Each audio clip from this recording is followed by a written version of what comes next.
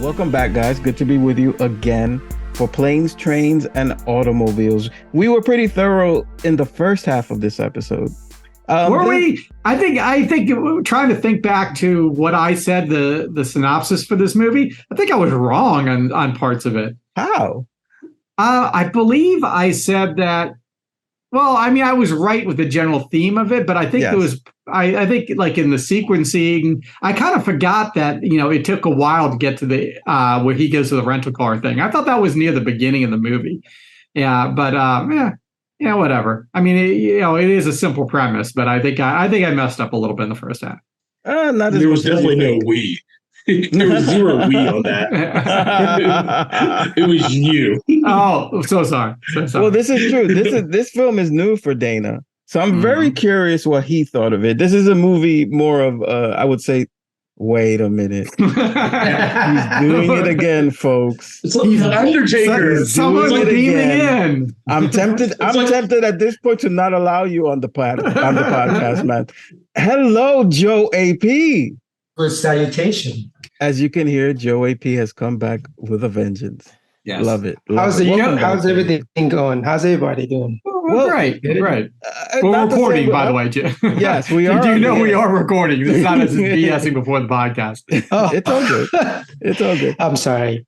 No, don't be sorry. You're always welcome anytime in any shape, way, or form. I'm glad to see you, bro. It's good to have you back. Are you sticking around for the episode? Yeah, of course. Yeah, I'm gonna. Out and, I watched the movie today after work. You took it a step further. Oh, wow. Yeah. Had you ever watched the movie, Joe? I've seen it a couple of times. Yes, times. Yes. Okay.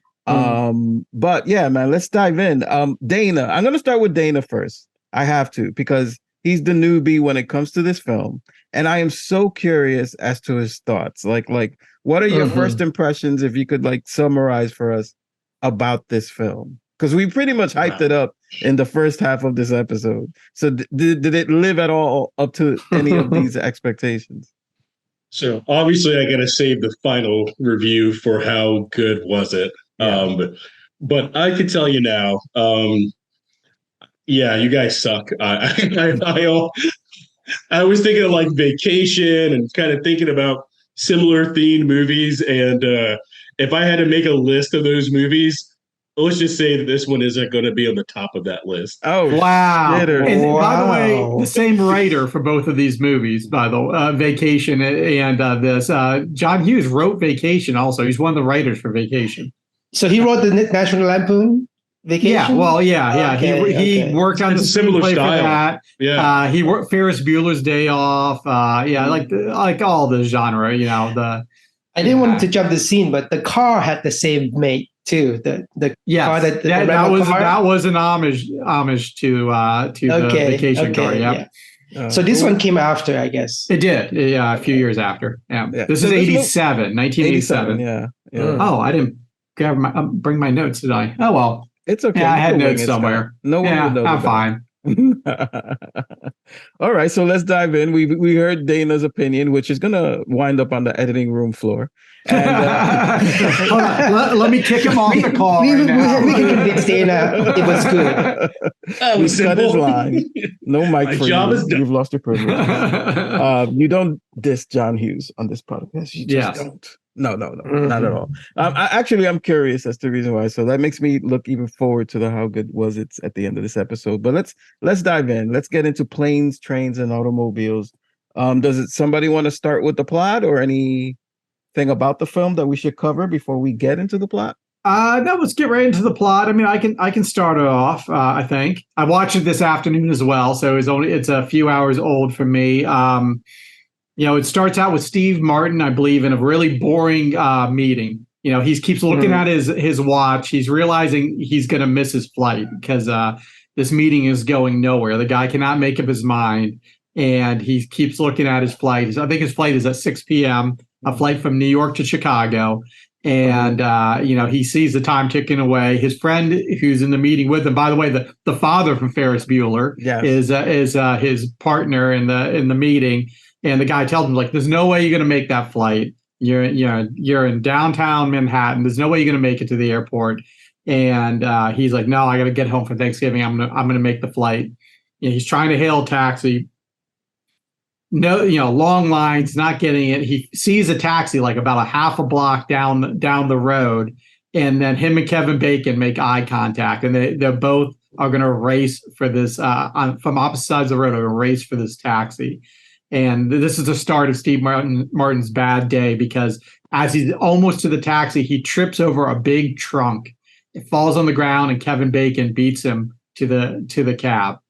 So almost gets killed. Yeah, almost gets hit by a car while he's at it too. Yeah, and big theme in this movie. Yes, yeah. So he's so desperate for a cab, he sees a guy hail a cab. He comes up to him and says, "Hey, I'll give you $50, for the cab." First, he tries to reason with him, like, "Hey, I'm going to miss my flight. Can you, I know this is your cab, but can you be a good human and let me have this cab?" And the guy's like, "No." And so he's like, "Well, how about if I give you $50? He's like, "Well, if you're willing to give me $50, I'm surely you'll give me $75. So Steve Martin's going to gives him $75, but as he's doing this, he's not paying attention to the cab. Somebody has put that big trunk in the back of this cab and got in, and the cab takes off.